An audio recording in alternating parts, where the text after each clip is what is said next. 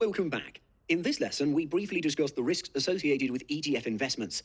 We'll examine counterparty risk, risk of fund closure, and expectation-related risk. Let's jump right in. Not all ETFs hold the underlying securities that make up the index they replicate. Some ETFs use OTC derivatives, such as swaps, to gain market exposure. Such strategies expose investors to the settlement risk of such derivative contracts, that is, if the counterparty defaults on its obligations. To minimize settlement risk, such derivative contracts are typically settled frequently, usually on a daily or weekly basis. In addition, the majority of the contract collateral is held in low-risk instruments such as US T-bills. Exchange-traded notes are a specific class of ETFs that do not hold the underlying securities. The issuer, which is typically a bank, issues unsecured debt obligations that promises to pay the return on an index less management fees, much like a regular ETF. The bank simultaneously enters into an equity swap as the fixed-rate payer and equity return receiver, such that the equity return can be passed on to the ETN investors. Such an arrangement is equivalent to the bank taking a loan from investors, but it pays an interest at the swap fixed rate. The amount the investors put in can be lent out at higher interest rates, so the bank pockets the difference in interest rates. The concern here is that the borrowers may default, so the bank may default on the ETN obligations. Investors can estimate the counterparty credit risk by the credit default spreads of the issuing bank. In general, a one-year CDS spread above 5% is considered to be very risky.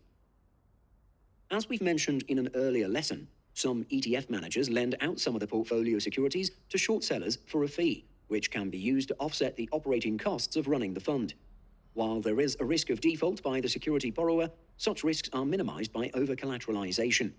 Cash collateral is usually reinvested into extremely short-term fixed-income securities with minimal associated risk.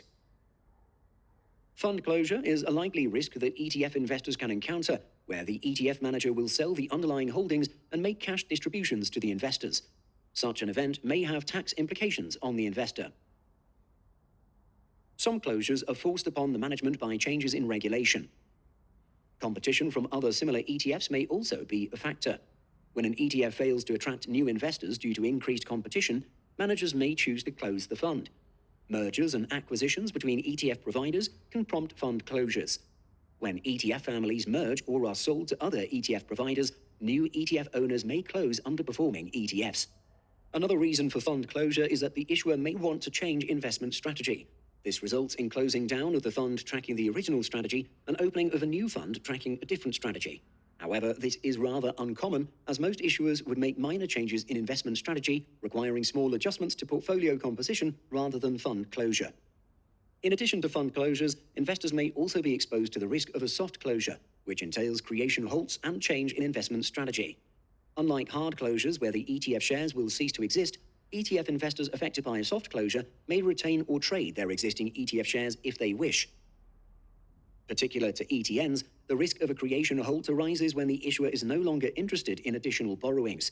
When creations are halted, ETNs may trade at a significant premium to their NAV. And lastly, we have investor expectations-related risks. Some ETFs employ complex strategies for which investors may not fully comprehend the risks they're exposed to. In particular, leveraged and inverse funds can at times deliver outcomes that differ from investors' expectations. For example, consider an ETF that aims to deliver 2 times the daily returns of an index, which is currently at 100 points. Let's say the index rises 10% to 110 points on the first day and drops 10% to 99 points on the second day. An investor may expect the holding period return for the 2 days to be just -2%. However, the underlying mechanics of a leveraged fund is to enter into a swap with a notional twice the NAV of the ETF, and it is reset daily. So if the fund starts with $100 NAV, the exposure is $200. At the end of the first day, return is 10%, so NAV would increase to $120. So exposure has to be reset to $240. So if the index falls 10% on the second day, there is a $24 loss on the NAV, so the NAV falls to $96. The holding period return for the 2 days is -4%, not -2%, which the investor expected. Because of these compounding effects in leveraged or inverse ETFs, the funds are generally not intended to be buy and hold products for more than a 1-month horizon. If investors are planning to hold them long term, they must rebalance the funds periodically to maintain the desired net exposure. And that concludes our discussion on the risks of ETF investments. Next, we study the applications of ETFs in portfolio management. See you again.